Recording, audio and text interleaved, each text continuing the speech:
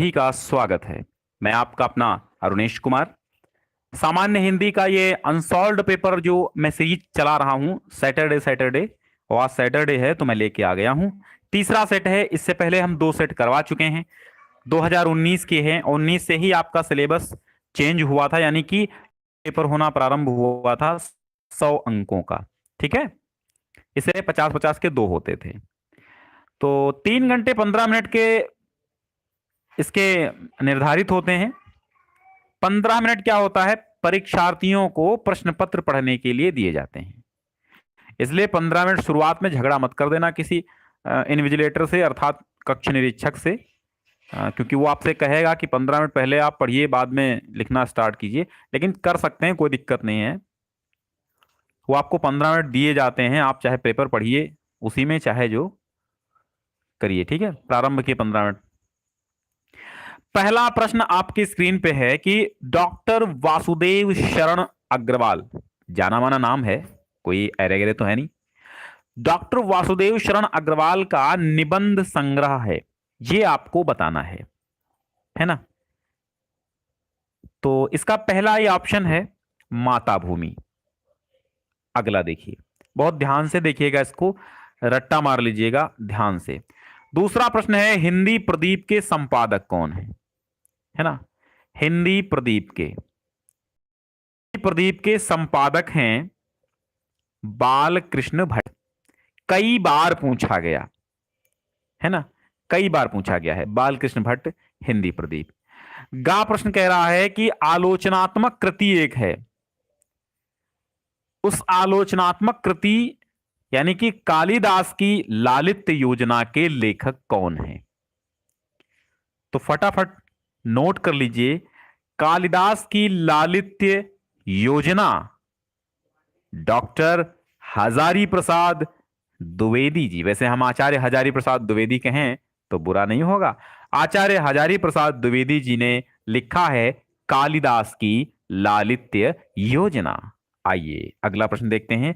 क्या भूलूं क्या याद करूं। जी हां दोस्तों, क्या भूलूं क्या याद करूं किस विधा की रचना है। तो ये आपकी है आत्मकथा, और लेखक हैं हरिवंश राय बच्चन। आपके अपने चहेते हरिवंश राय बच्चन, जिन्होंने ढेर सारे नीड़ का निर्माण फिर है ना, ऐसी कविताएं हम उनकी बहुत बार पढ़ चुके हैं। रंग बरसे भीगे चुनर वाली, ये सब गाने उनके लिखे हुए। मधुशाला मधुबाला मधु कलश, है ना, ये सब लिखा था हमारे हरिवंश राय बच्चन जी ने। प्रेम और मस्ती के कवि थे। तो क्या भूलूं क्या याद करूं, ये आत्मकथा है हरिवंश राय बच्चन की। अगला प्रश्न कहता है कि निम्नलिखित में से किस उपन्यास की रचना हरिशंकर परसाई द्वारा की गई है। तो रानी नागफनी की कहानी। जी हां, यह है कहानी। जैसे बाण भट्ट की आत्मकथा है उपन्यास, लेकिन नाम है आत्मकथा। तो इसका नाम है कहानी, लेकिन है ये क्या, उपन्यास।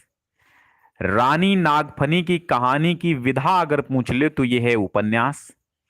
रचना हरिशंकर परसाई की है। अब का प्रश्न है रीतिकाल की प्रमुख विशेषता। इसके लिए हम आप सबकी कमेंट चाहेंगे।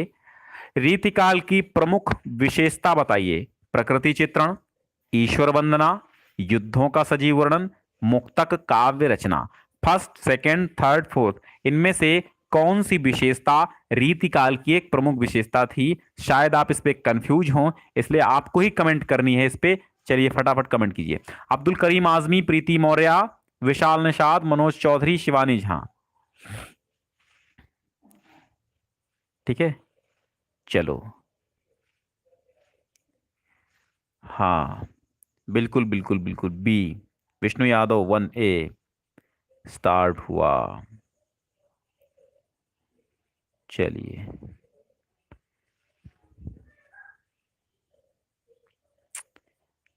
रीतिकाल की प्रमुख विशेषता है प्रकृति चित्रण, युद्धों का सजीव वर्णन, ईश्वर वंदना, मुक्तक काव्य रचना।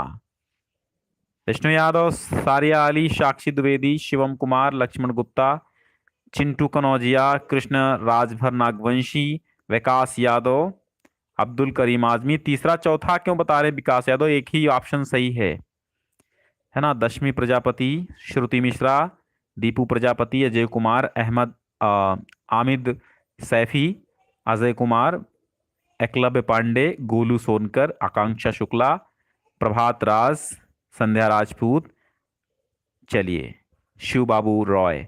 हमने सभी की कमेंट पढ़ी है, लगभग सभी ने अलग अलग आंसर दिया है। ठीक है, प्रकृति चित्रण बहुत ही कम हुआ रीतिकाल में, तो पहला ऑप्शन काट दो। रीतिकाल में प्रकृति चित्रण ज्यादा नहीं हुआ। युद्धों का सजीव वर्णन तो भैया वीरगाथा काल में हुआ था, तो ये भी ऑप्शन हटा दो। ईश्वर वंदना हुई नहीं थी, बहुत ही नाम मात्र की हुई थी रीतिकाल में। अब बचा क्या, मुक्तक काव्य रचना। जी हाँ, बिल्कुल राइट आंसर इसका है, मुक्तक काव्य की रचना हुई थी, यानी किसी विशेष छंद को लेकर के रचना नहीं हुई थी कि इनका काव्य, तो मुक्तक काव्य रचना इसमें से एक प्रमुख विशेषता थी रीतिकाल की। तो आप चौथा ऑप्शन लगा लीजिए, चौथा बिल्कुल सही है। कौन सी रचना रामधारी सिंह दिनकर की नहीं है?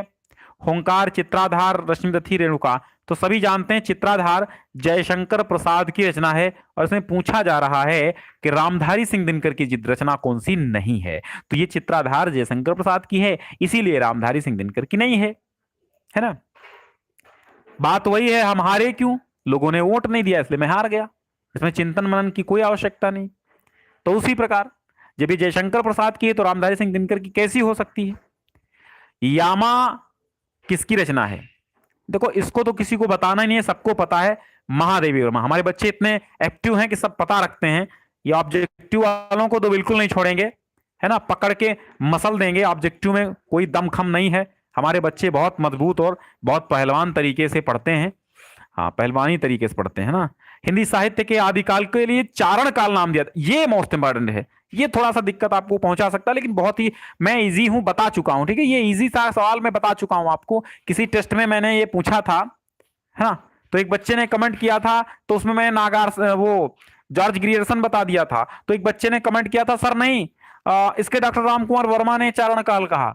तो मैंने उसकी कंफ्यूजन दूर की थी। भैया, चारण काल डॉक्टर रामकुमार वर्मा ने तो कहा, बिल्कुल राइट आंसर आपका है। अधिकतर ऑप्शन, अधिकतर आपको इन्हीं का नाम मिलेगा।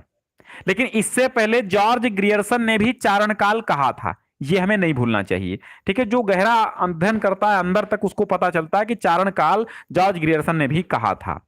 ठीक है, आदिकाल को। लेकिन ठीक है, आपको वो ऑप्शन नहीं मिल रहा है इनमें, तो आपको रामकुमार वर्मा लगाना है, क्योंकि रामकुमार वर्मा सर्वाधिक प्रसिद्ध हैं इस चारण काल को कहने के लिए। तो अब आप समझ गए आदिकाल को चारण काल नाम किसने दिया? डॉक्टर रामकुमार वर्मा ने। किस कवि को ज्ञानपीठ पुरस्कार मिला? ये बहुत बार क्वेश्चन आपको देखने को मिला होगा कि किस कवि को ज्ञानपीठ पुरस्कार नहीं मिला, है ना। तो रामधारी सिंह दिनकर को मिला था। अब मैं बता दूं कहां मिला था। रामधारी सिंह दिनकर को उर्वशी पर ज्ञानपीठ पुरस्कार मिला था। इनकी एक कृति है उर्वशी, उसी पे ज्ञानपीठ पुरस्कार मिला था रामधारी सिंह दिनकर को। महादेवी वर्मा को मिला था यामा पर। यामा एक कृति महादेवी वर्मा की है, जिस पर इनको ज्ञानपीठ पुरस्कार मिला था। चिदंबरा पर मिला था सुमित्रानंदन पंत को। चिदंबरा नामक कृति सुमित्रानंदन पंत की है, जिस पर इनको ज्ञानपीठ पुरस्कार मिला था। लेकिन जयशंकर प्रसाद जी को कोई भी ज्ञानपीठ पुरस्कार किसी भी कृति पर नहीं मिला। तो आपका ऑप्शन सही फोर्थ जाएगा। प्रश्न के अनुसार ऑप्शन आपका फोर्थ सही है कि ज्ञानपीठ पुरस्कार जयशंकर प्रसाद को नहीं मिला था छायावादी कवियों में से। अब आपके प्रारंभ हो जाते हैं। एक बार शेयर करो यार जोरदार, है ना। शेयर नहीं किया और देखो लाइक भी कम आ रहे हैं, मैं देख रहा हूं लाइक भी कम लोगों ने ही किया है। चलो कोई बात नहीं, मैं लाइक का भूखा नहीं हूं, आप बस पढ़ते रहें, बस मैं इसका भूखा हूं कि आपको ज्ञान हो। तो गद्यांश पर आधारित आपके 5 प्रश्न आएंगे 2-2 अंक में, 10 अंक आपके पक्के होंगे। मुझे मानव जाति की दुर्दम निर्मम धारा के हजारों वर्ष का रूप साफ दिखाई दे रहा है।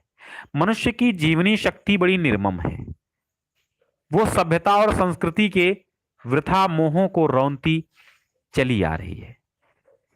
न जाने कितने धर्माचारों, विश्वासों, उत्सवों और व्रतों को धोती बहाती यह जीवन धारा आगे बढ़ी है। संघर्षों से मनुष्य ने नई शक्ति पाई है। तो लेखक को क्या स्पष्ट दिखाई दे रहा है? गद्यांश में ही आपका उत्तर है। लेखक को क्या स्पष्ट दिखाई दे रहा है? मानव जाति की दुर्दम निर्मम धारा के हजारों वर्षों का रूप लेखक को स्पष्ट दिखाई दे रहा है। समझ गए आप? मनुष्य ने नई शक्ति किससे पाई है? मनुष्य ने संघर्षों से नई शक्ति पाई है। धर्माचारों और विश्वासों का अर्थ स्पष्ट कीजिए। तो धर्माचारों का अर्थ है धार्मिक आचरण अर्थात धार्मिक परंपराएं। विश्वासों का अर्थ है धर्म में आस्था, रूढ़ियों में विश्वास, रीति रिवाजों में विश्वास। रेखांकित अंश की व्याख्या करनी है। मनुष्य की जीवनी शक्ति बड़ी निर्मम है। तो आपको इधर उधर की दोनों लाइनें लेकर के इसकी व्याख्या कर देनी है। बहुत खास नहीं है, है ना? मुझे मानव जाति की दुर्दम निर्मम धारा के हजारों वर्षों का रूप साफ दिखाई दे रहा। मनुष्य की जीवनी शक्ति बड़ी निर्मम है। वो सभ्यता और संस्कृति के वृथा मोहों को रौंदती चली आ रही है। तो लेखक ये स्पष्ट करना चाहता है इस रेखांकित अंश के माध्यम से कि मनुष्य की जो जीवनी शक्ति है वो ममता रहित है, क्योंकि वह जीवनी शक्ति सभ्यता और संस्कृति के व्यर्थ के मोहों को कुचलती चली आ रही है, समाप्त करती चली आ रही है जीवनी शक्ति ही। पाठ का नाम और शीर्षक, इसके लिए हम आपसे कमेंट लेंगे और आपसे पूछेंगे कि इस पाठ का नाम क्या है। फटाफट पहचानिए और कमेंट कीजिए कि ये कौन सा पाठ है ना? शिवम सिंह ठाकुर, एकलव्य पांडे, थैंक यू भाई।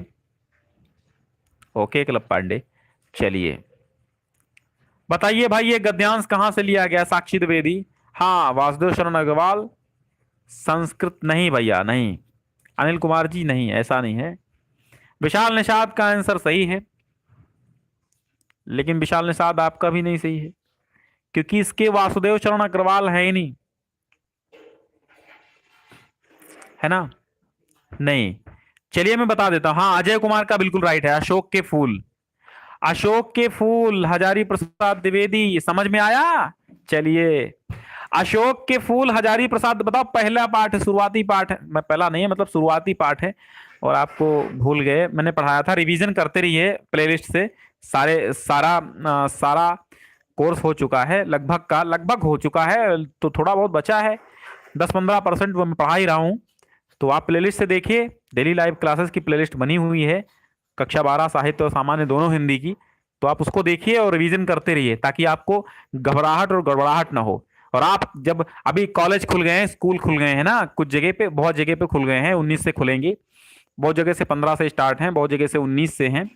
तो आज अब 19 तारीख के बाद खुल जाएंगे ना आपके कॉलेज, 18 या 19 से खुलने थे। चलिए नवरात्रि में स्टार्ट हुए, बहुत बहुत शुभ है आप सभी को। तो वहां आप क्लास में जब खड़े होंगे ना, अभी क्या आप तो टीचर शुरुआत से पढ़ाएंगे, 70% बच्चा वाला क्लास में खड़े होंगे, पहले नंबर पे जैसे कुछ पूछेंगे फटाक से आप बोलेंगे। भैया आपसे पूछेगा कहां से पढ़ा, बता देंगे ना आप मेरा नाम, तो मेरा नाम भी आपके साथ अच्छा होगा, ऊंचा होगा, है ना? चलिए क्लास में आप ही हाथ उठाएंगे, मुझे पता है। जो मेरे बच्चे चैनल से पढ़ते हैं मेरे, वो सबसे अव्वल हैं, वो तुरंत क्लास में हाथ उठाएंगे, सबसे पहले जवाब देंगे, मुझे पता है। तो अब पाठ का शीर्षक और लेखक का नाम लिखना। तो पाठ का शीर्षक है अशोक के फूल और लेखक है हजारी प्रसाद द्विवेदी। अगला गद्यांश देख लेते हैं। इसीलिए मैं टेस्ट वाला सिस्टम छोड़ के मैं एक क्वेश्चन पेपर ही उठा लिया हूं, अनसॉल्व्ड वाला। कम से कम में आपका रिवीजन भी होगा, टेस्ट भी होगा, साथ साथ सब कुछ चलता रहेगा, है ना? तो ये बहुत अच्छा काम है, बुरा काम नहीं है। तो हालांकि ये मुझे अभी कोर्स के बाद ही करवाना चाहिए था, लेकिन एक सप्ताह तक आप पढ़ते पढ़ते थक जाते हैं, तो मैं सोचता हूँ एक सप्ताह के वीकेंड में कुछ शनिवार को कुछ करवा दिया जाए। तो यदि यह नवीनीकरण सिर्फ कुछ पंडितों की व आचार्यों की दिमागी कसरत ही बनी रहे तो भाषा गतिशील नहीं होगी। भाषा का सीधा संबंध प्रयोग से है और जनता से है। यदि नए शब्द अपने उद्गम स्थान पर ही अड़े रहेंगे और कहीं भी उनका प्रयोग किया नहीं जाएगा, तो वह उसके पीछे उद्देश्य पर ही कुठाराघात हो जाएगा। ठीक है? तो अब देखिए भाषा का सीधा संबंध किससे है? भाषा का सीधा संबंध प्रयोग से है, लिखा है। कैसे? देखो सारे क्वेश्चन के जो आंसर हैं वो आपको आपके गद्यांश में ही मिलेंगे, निहित मिलेंगे। ठीक है, तो भाषा का सीधा संबंध प्रयोग से है। नए शब्दों के प्रयोग न किए जाने पर क्या परिणाम होगा? अगर उनका प्रयोग नहीं किया जाएगा तो उसके उद्देश्य पर, यानी प्रयोग के उद्देश्य पर कुठाराघात होगा, है ना। कुठाराघात का आशय स्पष्ट करना है, मीनिंग भी पूछ सकता है। तो कुठार माने कुल्हाड़ी होती है, और कुठार माने फरसा भी होता है, जो परशुराम का फरसा था। तो कुठाराघात माने फरसे से वार या कुल्हाड़ी से वार। ठीक है, आघात करना, चोट पहुंचाना, कुल्हाड़ी से चोट पहुंचाना। रेखांकित अंश की व्याख्या तो भैया रेखांकित अंश में है नहीं, मैं व्याख्या कहां से कर दूं। पाठ का शीर्षक और लेखक का नाम शायद टाइपिस्ट लोगों ने छोड़ दिया इसको, चलिए कोई बात नहीं, कर देंगे आप। तो पाठ का शीर्षक और लेखक का नाम, इसके लिए हम आपकी कमेंट चाहेंगे। फटाफट आप कमेंट कीजिए कि भाई पाठ का नाम कौन है। हाँ हाँ हाँ, दशमी प्रजापति ने कमेंट की है भाई। हाँ, आकांक्षा शुक्ला भी सही है, भाषा और आधुनिकता। हाँ, शिव मोहन सिंह, तुलसी चौहान, क्यों कहीं जा रहे हैं तुलसी चौहान? नहीं जाना नहीं भाई, पढ़ के जाओ। लालजी वर्मा, बिल्कुल सही है आपका, भाषा और आधुनिकता, बिल्कुल। हाँ, अब्दुल कलाम जी कैसे हैं?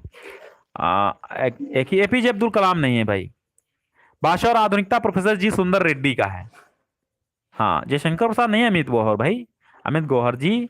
भाषा और आधुनिकता प्रोफेसर जी सुंदर रेड्डी के हैं। हाँ हाँ ठीक है, शेखर अवस्थी। चलिए चलिए चलिए, मैं इसको भी देखता हूं। तो पाठ का शीर्षक क्या है? भाषा और आधुनिकता, और इसके लेखक कौन है? प्रोफेसर जी सुंदर रेड्डी। निरख सखी ये खंजन आए, फेरे उन मेरे रंजन ने, इधर नयन मन भाए। निरख सखी ये खंजन आए, फैला उनके तन का आतप, मन से सर सर साए। घूमे वे इस ओर वहां, ये हंस यहाँ उड़ आए। निरख सखी ये खंजन आए, करके ध्यान आज इस जन का, निश्चय वे मुस्काए। निरख सखी ये खंजन आए। ठीक है, चलिए इसका, हालांकि 2021 में हट गया है, लेकिन मैं फिर भी आगे भी बच्चे देखेंगे, इसलिए मैं इसकी भी व्याख्या कर देता हूं। प्रस्तुत गीत में कौन किससे कह रहा? तो उर्मिला अपनी सखी से कह रही। कौन कह रहा? उर्मिला अपनी सखी से कह रही है। गीत में किस ऋतु का वर्णन किया गया है? गीत में शरद ऋतु का वर्णन किया गया है, क्योंकि यहां पे स्वागत स्वागत शरद है ना। अधर से, अधर से मतलब होठों के समान, उपमा अलंकार है इसमें। अधर से बंदूक सुहाए ने, अधर के समान। तो रेखांकित अंश का भावार्थ, नभने मोती वारे, लोए अश्रु अर्घ्य पर। आकाश ने अपने मोती न्यौछावर कर दिए हैं, और हमारे नेत्रों ने आंसू रूपी अर्घ्य जल प्रदान किया है। कविता का शीर्षक क्या है? और कविता का शीर्षक है गीत, और कवि है मैथिली शरण गुप्त। चलिए।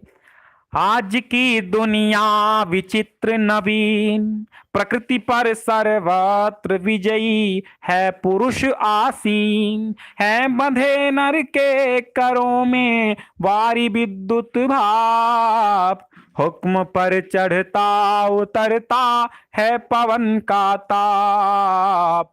है नहीं बाकी कहीं व्यवधान, लांघ सकता नर सरित गिरी सिंधु एक समान। आज की दुनिया विचित्र नवीन। चलिए आइए, इसकी आप इसका बताइए पाठ का नाम क्या है?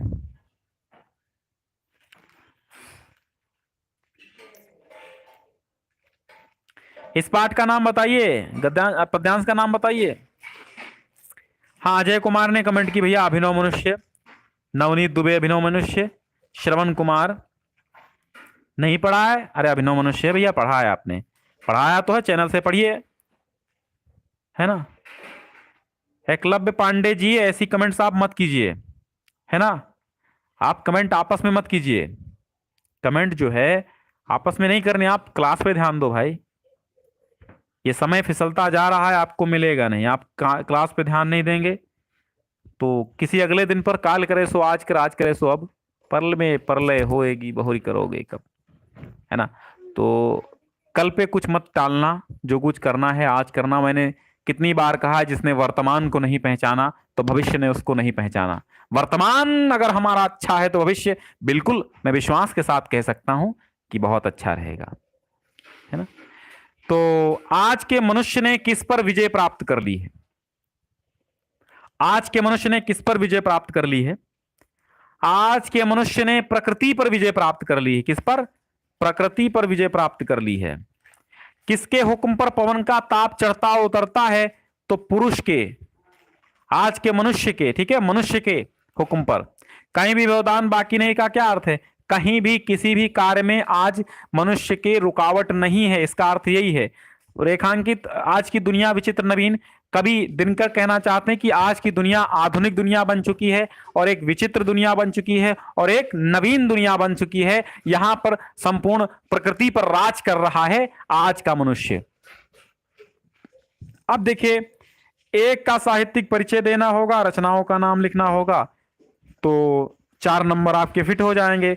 साहित्यिक परिचय के 2 अंक और 2 अंक आपके रचनाओं के नाम के। तो देखिए, जीवन परिचय मोस्ट इंपॉर्टेंट, ये पढ़ा भी चुके हैं।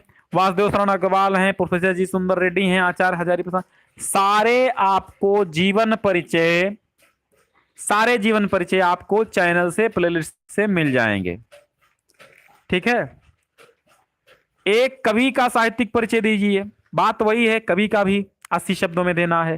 पंत, प्रसाद और हरिऔध, मैंने बताया ना, छायावादी के 4 याद कीजिए तो कोई ना कोई आपको छायावादी का 1 मिलेगा। बस 4 जीवन परिचय याद कर लीजिए छायावादी के, बस कोई टेंशन ही नहीं है।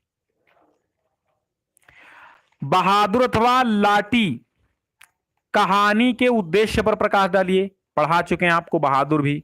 लाठी आपकी हट गई है 21 में, लेकिन 22 में तो होगी। पंचलाइट और ध्रुव यात्रा भी पढ़ा चुके हैं, है ना, 4 अंक में आती है। अब देखो खंडकाव्य, ये आपका नाटक है।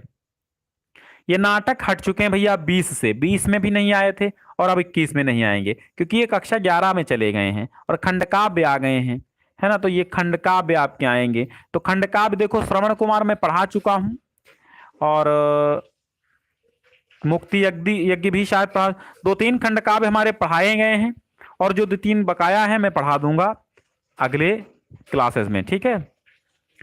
तो अब एक संस्कृत, आपका संस्कृत दिग्दर्शिका से आएगा, एक संस्कृत गद्यांश और एक संस्कृत पद्यांश, दोनों की 7-7 अंकों में आपको हिंदी अनुवाद करना होगा संदर्भ सहित। तो ततः कदाचित द्वारपाल आगत्य महाराजम भोजम प्राह, इसके पश्चात कभी द्वारपाल आकर के महाराज भोज से बोला। बहुत ही ढंग से पढ़ना है। अगर आपको, मैं यहाँ पे स्पीड में पढ़ाऊंगा क्योंकि यहाँ पे आपको बस थोड़ा सा बता देना है। बाकी अगर आपको एक एक मीनिंग्स, एक एक पॉइंट समझना है तो आप प्लेलिस्ट में जाइए, वहां पर वीडियो ऑलरेडी पड़ा हुआ है, ठीक है, और डबल डबल पड़े हुए हैं। तो ततः माने इसके पश्चात, कदाचित माने कभी, द्वारपाल आगत, द्वारपाल ने आकर के महाराजम भोजम प्राह, महाराज भोज से कहा, देव कौपीन अवशेषो विद्वान द्वारी वर्तते, हे देव, कौपीन अर्थात जिसके मात्र लंगोटी शरीर पर रह गई है, वो विद्वान द्वार पर स्थित है। राजा प्रवेशहि इति प्राह, राजा ने कहा, प्रवेशहि अर्थात प्रवेश कराओ, इति प्राह इस प्रकार कहा। ततः प्रविष्टा, इसके पश्चात, प्रविष्टा माने प्रवेश करके, कवि भोजम अवलोक्य, कवि ने भोज को देखकर कहा, अद्य में दारिद्र्य नाशो भविष्यति इति, आज मेरी दरिद्रता का नाश हो जाएगा, इति मत्वा, ऐसा मान करके, तुष्टो हर्षाणि मुमोच, ठीक है, संतुष्ट हो गया और प्रसन्न हो गया, ठीक है, हर्षाणि मुमोच, हंसी छोड़ दी, मुस्कुराहट छोड़ दी, अर्थात प्रसन्न हो गया, मुस्कुरा उठा। याज्ञवल्क्यो मैत्य, दूसरा गद्यांश आ गया, अथवा इसका करो या इसका करो। तो ये वाला भोजस्य औदार्यम से है और ये याज्ञवल्क्य मतलब आत्मज्ञ सर्वज्ञ से है, आत्मज्ञो सर्वज्ञ से है। तो उसका संदर्भ आप लिखेंगे कि प्रस्तुत संस्कृत गद्यांश भोजस्य औदार्यम नामक पाठ से उद्धृत है, ठीक है, हमारे संस्कृत दिग्दर्शिका के भोजस्य औदार्यम नामक पाठ से उद्धृत है। और इसको कहेंगे कि प्रस्तुत संस्कृत गद्यांश संस्कृत दिग्दर्शिका, हमारी पाठ्य पुस्तक संस्कृत दिग्दर्शिका के आत्मज्ञ एवं सर्वज्ञ पाठ से उद्धृत है या अवतरित है, या यश से संकलित है, ठीक है। चलो, तो याज्ञवल्क्यो मैत्रेयीम उवाच, याज्ञवल्क्य ने मैत्रेयी से कहा, मैत्रेयी है मैत्रेयी, उद्यासन माने मैं ऊपर उठ रहा हूं, अहम माने मैं, अस्मात् माने अपने, स्थानात् माने स्थान से, माने हूं, मैं अपने स्थान से ऊपर उठ रहा हूं, अर्थात मैं वृद्धावस्था को संन्यास आश्रम की ओर जा रहा हूं। तथा माने इसके पश्चात, ते माने उस, ते माने तुम्हारा, अनया माने इस, कत्यायना माने, तथा माने इसलिए, ते माने तुम्हारा, अनया माने इस, कात्यायन्या माने कात्यायनी से विच्छेदम कर्माणि, बंटवारा कर दूं। मैत्रेयी वाच, मैत्रेयी ने कहा, यदि इदम सर्वा सर्वा पृथ्वी वित्तेन पूर्णा स्यात् तत्किम तेन अहम अमृताम अस्याम आति।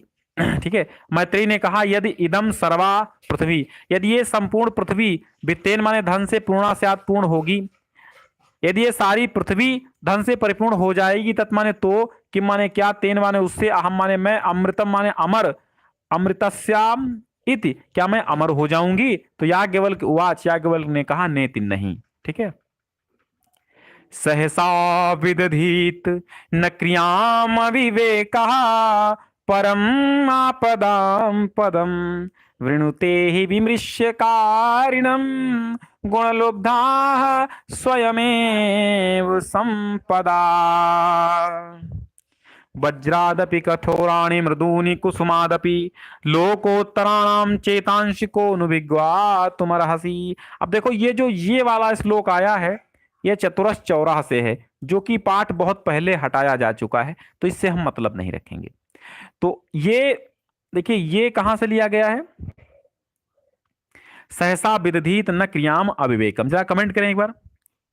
हाँ, ये सुभाषित रत्नानी से लिया गया है। सहसा माने अचानक, विदधीत माने करना चाहिए, ना माने नहीं, क्रियाम माने कार्य को, अविवेकम माने बिना सोच विचार के, परम आपदाम पदम, परम आपदाम पदम मतलब महान आपत्तियों का स्थान है। वृणुते माने चुनते हैं, ही माने क्योंकि, विमृश्य कारणम माने सोच विचार कर काम करने वाले, गुणलुब्धा, गुणलुब्धा गुणों की लोभी, स्वयमेव स्वयं ही संपदा माने संपत्तियां, मतलब कोई भी कार्य बिना विचारे नहीं करना चाहिए, क्योंकि जो बिना विचार यानी अविवेक ही आपत्तियों का घर है। विचारशील व्यक्तियों को गुणों की लोभी संपत्तियां जो होती हैं स्वयं वर्ण कर लेती हैं। गुणलुब्धा स्वयमेव संपदा, गुणों की लोभी संपत्तियां स्वयं ही वर्ण कर लेती हैं। विमृश्य कारणम माने वर्ण कर लेती हैं, है ना। चलो, तो वज्रादपि कठोराणि, वज्र से भी कठोर, और मृदूनि कुसुमादपि, और पुष्पों से भी कोमल, लोकोत्तरा माने अलौकिक पुरुषों के, चेतांश माने हृदय को कौन जान सकता है, को विज्ञातुम अर्हति, कौन जानने योग्य, अर्थात कौन जान सकता है। अब मुहावरे हैं, मुख में राम बगल में छुरी, होनहार बीरवान के होत चीकने पात, दाल में काला होना, अपने पैरों पर खड़े होना। देखो, जहां जहां ना ना होता है, ये होते हैं मुहावरे, और ये हैं लोकोक्तियां। तो मुख में राम बगल में छुरी, इसका मतलब क्या होता है जानते हो? मुख में राम बगल में छुरी, इसका मतलब होता है कपट पूर्ण व्यवहार। अर्थ लिख करके इसका वाक्य प्रयोग करना होगा। तो कपट पूर्ण व्यवहार, अरे नवीन मेरा ऐसा दोस्त है जिसके मुख में राम और बगल में छुरी है, हो गया ना। होनहार बिरवान के होत चीकने पात, प्रतिभाशाली के लक्षण प्रारंभ में ही नजर आ जाते हैं, इसका अर्थ है प्रतिभाशाली के लक्षण प्रारंभ में ही नजर आ जाते हैं। राम प्रसाद प्रथम श्रेणी में पास हुआ, मुझे पता था होनहार बिरवान के होत चीकने पात, ये प्रयोग कर देना। अपने पैरों पर खड़े होना, मैं जिस दिन अपने पैरों पर खड़ा हो जाऊंगा, मैं इस गांव को स्वर्ग बना दूंगा, है ना। अपने पैरों पर खड़ा होना मतलब स्वावलंबी होना।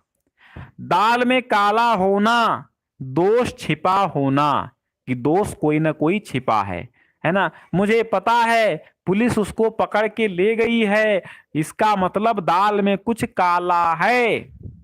मतलब गुणों का छुपा होना। स्वागतम का संधि विच्छेद करो तो सुधन आगतम, और संधि ये कौन है? यड़ संधि है।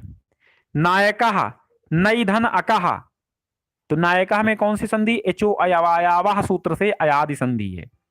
सज्जन का सतजन होगा, व्यंजन संधि है, तो हिश्चुनाश्चुह से बनेगा सतजन। ठीक है।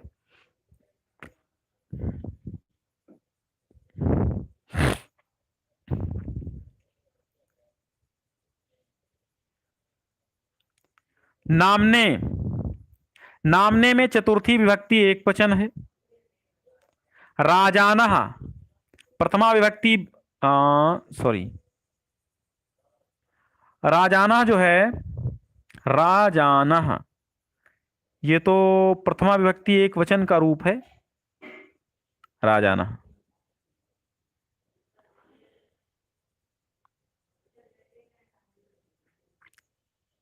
ठीक है ठीक है ठीक है, चलिए, प्रथमा विभक्ति बहुवचन का रूप है, सॉरी, ठीक है। चलो इसको चेक कर लेना, प्रथमा विभक्ति बहुवचन का रूप है।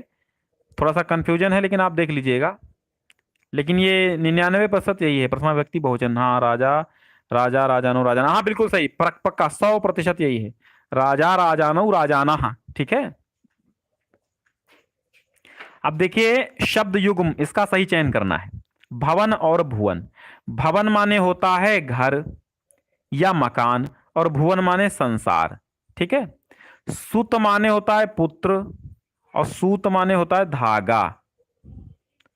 अब इसके एक शब्द के दो अर्थ लिखने हैं, श्लेष अलंकार जैसे लिखते हो। जनक, जनक माने राजा जनक, और जनक माने पिता, और जनक माने पैदा करने वाला। कनक माने जानते हो सोना और धतूरा। स्नेह माने प्रेम, और स्नेह माने तेल। ठीक है, स्नेह माने तेल, ठीक, और स्नेह माने प्रेम, दो चीजें होती हैं। एक शब्द का चयन करके लिखिए, जिसकी कोई उपमा न हो तो अनुपम होता है। विरूपम नहीं, निरूपम होता तब भी सही होता, लेकिन विरूपम है इसलिए ये भी सही नहीं है। अनुपम, अनुपम मतलब जिसकी उपमा ना हो, और जिसके समान दूसरा कोई ना हो तो अद्वितीय, जिसे मापा ना जा सके अपरिमेय। ठीक है, तो अनुपम होगा इसका। 100 वर्षों का समय शताब्दी होता है, 1000 वर्षों का समय सहस्त्राब्दी होता है। दो वाक्यों को शुद्ध करके लिखना है आपको। पुराने बातों भूल जाओ, नहीं नहीं, पुरानी बातों को भूल जाओ, इसलिए पुराने गलत, पुरानी बातों को भूल जाओ, पुराने नहीं पुरानी। वो मुझे अपना शत्रुता समझता नहीं, शत्रु समझता है, शत्रु। केवल 100 रुपए मात्र की बात थी, लेकिन केवल नहीं, मात्र 100 रुपए की बात थी। ठीक है, तो मात्र यहां से हटा दीजिए, केवल 100 रुपए की बात थी, ये भी लिख दीजिए। अब चल लेना चाहिए, नहीं नहीं, अब चलना चाहिए। ठीक है, चलो। वीर रस अथवा हास्य रस की, हास्य रस का स्थायी भाव लिखो, उसकी परिभाषा लिखो, उदाहरण लिखो। तो हमने बताया ना, जहां पर उत्साह नामक स्थायी भाव, विभाव, अनुभाव और व्यभिचारी भाव में क्या होता है, व्यभिचारी भाव आदि द्वारा पुष्ट होता है, वहां वीर रस की निष्पत्ति होती है। हास रस मतलब जहां हास नामक स्थायी भाव, विभाव, अनुभाव, व्यभिचारी भाव आदि के द्वारा पुष्ट होता है, तो वहां पर हास्य रस होता है। तो वीरस का उदाहरण देखिए, चढ़ चेतक पर तलवार उठा करता था भूतल पानी को, राणा प्रताप सिर काट काट करता था सफल जवानी को। हास्य रस, हास्य रस देखिए कि बिंदे के बासी उदासी तपोवृत धारी महाबिनु नारी दुखारे, और गौतम तीय तरी तुलसी सो कथा सुनि भे मुनि वृंद सुखारे। हुई है शिला सब चंद्रमुखी पर से पद मंजुल कंज तिहारे, और किन्हीं भली रघुनायक कुजी करुणा करी कानन को पग उधारे। और एक है कि पुनि पुनि मुनि उम गही कुलाही, देखी दसाहर गन मुस्काही, और जही दिसी बैठई नारद फूली, तही दसी रानी बिलो की न भूली। ठीक है, तो स्थायी भाव जानते हो, हास्य का हास है और वीर का उत्साह है। रूपक देखो, रूपक अलंकार जहां उपमेय में उपमान का भेद रहित आरोप हो, वहां रूपक होता है। ठीक है। रूपक का उदाहरण क्या होता है? बीती विभावरी जागरी, अंबरपन घट में डुबो रही तारा घट उषा नागरी। और इसका एक और उदाहरण रूपक का है, चरण कमल बंदो हरि राई, जाकी कृपा पंगु गिरि लंघ है, अंधे को सब कुछ दर्शाए, चरण कमल बंदो हरि राय। ये हो गया रूपक का। भ्रांतिमान अलंकार, भ्रम हो जाए जहां पर वहां पर भ्रांतिमान अलंकार है ना, जहां पे भ्रम हो जाए कि बिल विचार कर नाग सुंड में घुसने लगा विषैला सांप, कालीख समझ कर गुजने उठा लिया तब उसको आप, है ना। नाक का मोती अधर की कांति से, बीज दाड़िम का समझ सुख भ्रांति से। तो भ्रम हो जाता जहां पे, यानी कि उपमेय में उपमान का भ्रम हो जाने से उपमा भ्रांतिमान अलंकार होता है। तो बता दिया हमने लक्षण उदाहरण। दोहा रोला के बता चुके हैं, अभी कल ही परसों पढ़ाया हमने। तो दोहा एक अर्ध सम्मात्रिक छंद है, इसमें 4 चरण होते हैं। प्रथम और तृतीय चरण में 13-13 मात्राएं, द्वितीय और चतुर्थ चरण में 11-11 मात्राएं होती हैं। अंत में गुरु और लघु का विधान होता है। दोहा आप कोई भी लिख दीजिए। दुसाह दुराज प्रजानुको, क्यों न बढ़े दुख दंदु, अधिक अंधेरो जग करत, मिली मावस रविचंद। या फिर रोला देखिए। रोला ये सम्मात्रिक छंद है, 4 चरण होते हैं, 24 मात्राएं होती हैं।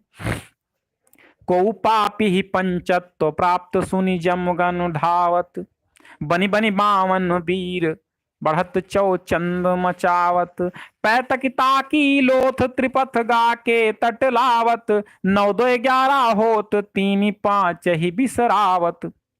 11 और 13 पे यति होती है रोला में, और 4 चरण होते हैं, सम्मात्रिक छंद है, 24 मात्राएं होती हैं। आप गंगा अवतरण का कोई भी लिख दीजिए, रोला छंद में ही लिखा हुआ है। ठीक है। अब परीक्षा के समय बिजली कटौती ना करने के लिए जिला अधिकारी को पत्र लिखिए। तो पत्र में सीरीज स्टार्ट किए हूं, पत्र ही अगला पत्र यही हम लिखवा देंगे आपको। ठीक है। अगला पत्र देखते हैं कौन होगा, अगर इंपॉर्टेंट की श्रेणी में मैं वो लिखवाऊंगा, और ये भी लिखवा दूंगा, कोई दिक्कत नहीं है। तो अपनी प्रिय पुस्तक मंगाने के लिए प्रकाशक को पत्र लिखिए। तो परीक्षा के समय बिजली कटौती न करने पर सेवा में जिला अधिकारी महोदय, जिला फर्रुखाबाद, फैजाबाद, रोहेलखंड, जो भी आपका जिला हो वो लिखिए। ठीक है। महोदय, सविनय निवेदन ये है कि 4 मार्च से हमारी परीक्षाओं की स्कीम घोषित कर दी गई है, और हमारा क्षेत्र ग्रामीण क्षेत्र है, यहाँ पर बिजली कटौती की समस्याएं आए दिन बनी रहती हैं। कृपया इसीलिए अतः आपसे अनुरोध है कि परीक्षा के समय तक, हमारी परीक्षाएं 4 मार्च से 14 अप्रैल तक चलेंगी, अतः इस मध्य में कृपया बिजली कटौती में कमी करवाने की कृपा करें, अति महान कृपा होगी। वैसे महती कृपा होगी लिखा जाता है, अति महान नहीं होता, महती कृपा होगी। धन्यवाद। फिर भवदीय लिख दीजिएगा, क्योंकि ये सब कार्यालयों को चिट्ठी जाती हैं तो भवदीय जाती हैं। ठीक है। तो एक निबंध लिखना होगा, जनसंख्या नियंत्रण, भैया हमने लिखवा दिया आपको। नैतिक शिक्षा का महत्व ये नहीं लिखवाया, लेकिन खेल कूद का महत्व हमने लिखवा दिया है। ठीक है। आजकल सोशल मीडिया बहुत चल रही है, सोशल मीडिया अभिशाप है या वरदान है, ये अवश्य ही निबंध आपको लिखवाएंगे। आजकल सोशल मीडिया का दौर है, हो सकता है मुख्य इंपॉर्टेंट की श्रेणी में आ जाए और आपके एग्जाम में आ जाए, है ना। चलिए।